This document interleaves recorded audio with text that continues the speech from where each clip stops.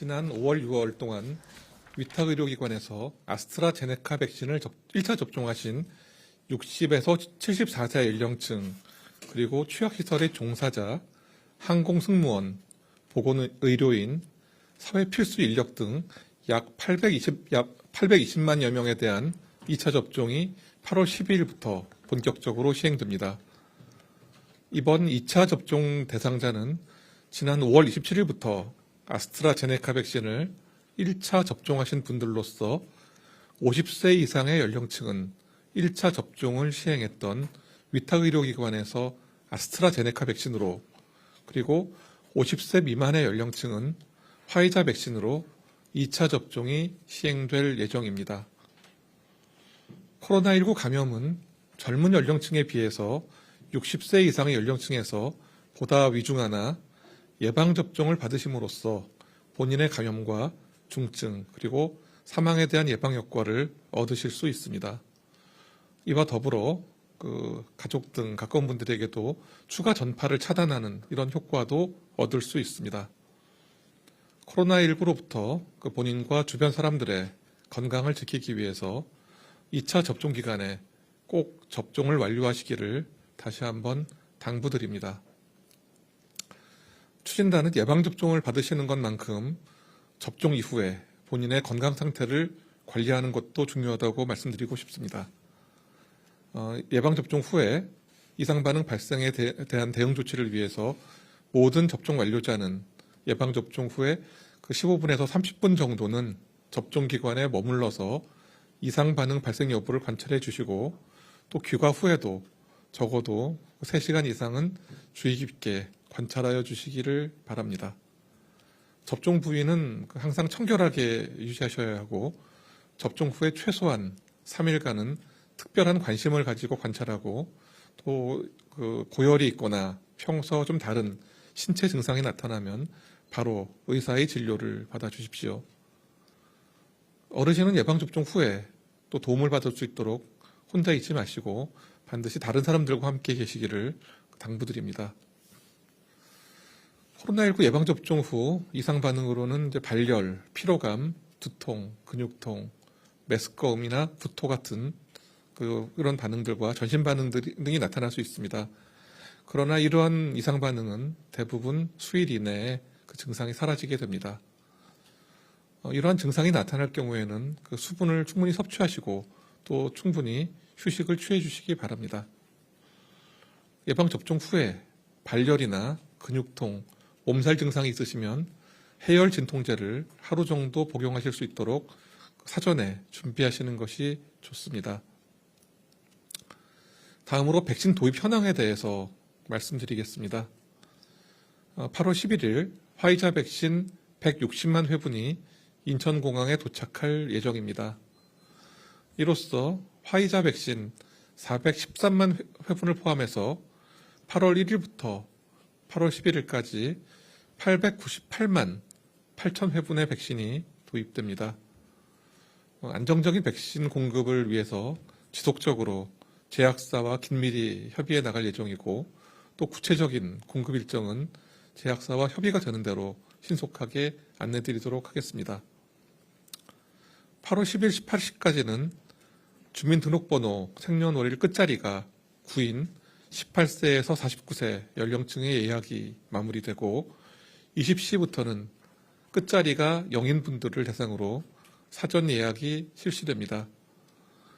이번에 18세에서 49세 연령층의 사전 예약부터는 네이버, 카카오, 또 패스 등을 통해서 적어도 예약 하루 전에 간편 인증서를 미리 발급받아 두시면 예약 당일에 별도의 지체 없이 인증을 진행할 수 있게 됩니다.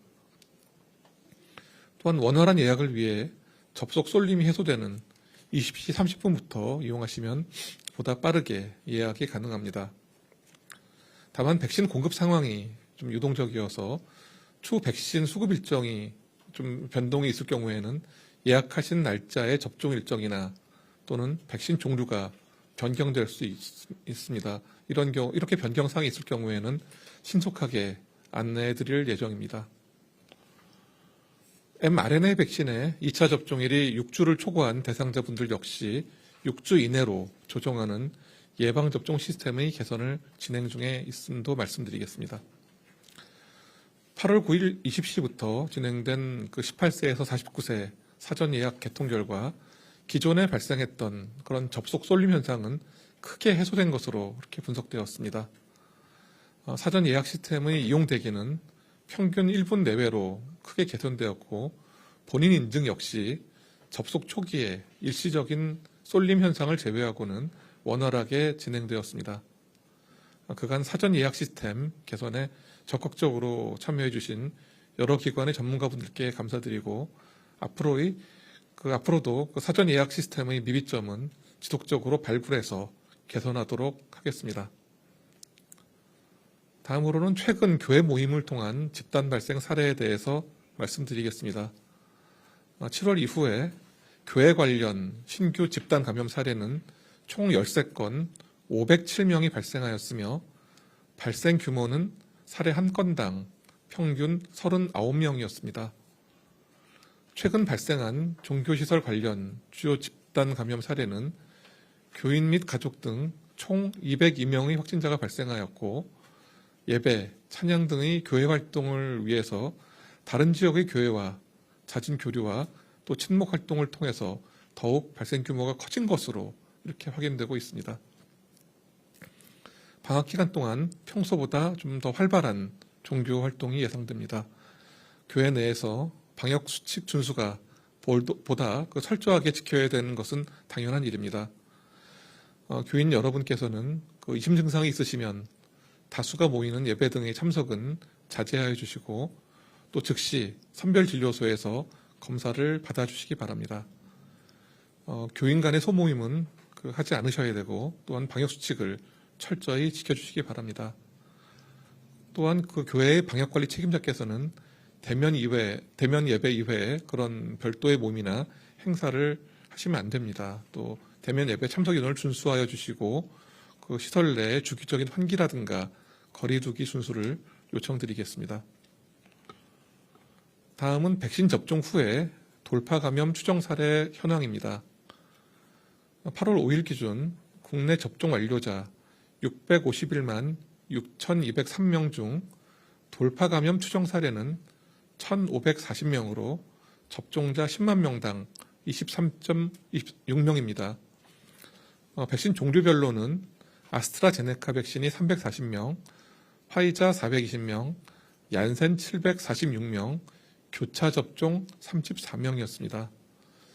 이 중 위중증 사례는 15명으로 돌파 감염자의 0.97%, 사망은 2명으로 돌파 감염자의 0.13%에 해당이 됩니다. 변이 바이러스 분석이 완료된 돌파 감염 추정 사례 379명 중 65.2%인 247명에서 주요 변이가 확인되었습니다. 그리고 이 중 델타형은 221명이었습니다. 돌파 감염의 발생 가능성은 0.02%, 즉 10,000명당 2명 정도 수준입니다. 극히 낮은 수준입니다. 그리고 감염되더라도 중증이나 사망으로 넘어가는 것에 대해서 예방 효과를 기대할 수 있으므로 권장되는 접종 시기에 맞춰서 접종을 완료하시는 것이 무엇보다 필요합니다. 다음은 최근 발생한 요양병원 돌파 감염 사례와 향후 대응 방안에 대해서도 말씀드리겠습니다. 최근 부산, 김해 등에서 아스트라제네카 백신 접종률이 80% 이상인 시설에서 2차 접종을 완료하고 6주 이상 경과한 시점에서 입소자 중심으로 돌파 감염자가 다수 발생하였습니다. 이는 고연령 또 기저질환자들이 면역 형성이 낮은 점과 델타 변이가 전파력이 높은 점, 그리고 밀폐된 환경에서 장시간 노출될 경우에 보다 취약할 수 있는 점 등이 영향을 준 것이고, 또한 의심 증상자의 검사 지연 등이 집단 발생에 대해서 영향을 크게 미친 것으로 추정하고 있습니다. 방역당국은 요양병원 그리고 시설 등에 대해서 돌파 감염 예방 관리를 위한 조치를 다각도로 추진할 계획입니다. 백신 미접종자라든가 1회 접종자에 대해서는 접종을 신속히 완료하고 또 예방접종 효과 평가를 통해 추가 접종 시행 방안에 대해서 적극적으로 검토할 예정입니다. 더불어 출입자의 관리를 강화하고 방역수칙이 잘 준수되는지 점검을 하도록 하겠습니다. 유증상자는 즉시 검사를 하도록 하고 입소자와 종사자의 선제검사 강화를 통해서 더 면밀한 예방이 되도록 하겠습니다. 다음으로는 변이 바이러스의 발생 상황에 대해서 말씀드리겠습니다. 중앙방역대책본부는 변이 바이러스 감시 강화를 위해서 분석을 확대하고 있습니다. 최근 일주일간 변이 바이러스 분석률은 32.3%입니다. 그리고 최근 일주 국내 감염 사례의 그 주요 변이 바이러스 검출률은 75.6%로서 전주에 대비해서 8.0% 증가하였습니다. 델타형 변이의 검출률은 73.1%로서 전주에 대비해서 11.6% 증가하였습니다. 최근 일주간 추가 확인된 변이 바이러스는 2,641건으로 242건은 해외 유입 사례, 2,399건은 국내 감염 사례였습니다. 한편 작년 12월 이후에 현재까지 확인된 변이 바이러스는 총 1만 766건입니다. 이어서 그 청해부대 역학조사 관련하여 역학조사 팀장의 설명이 있겠습니다.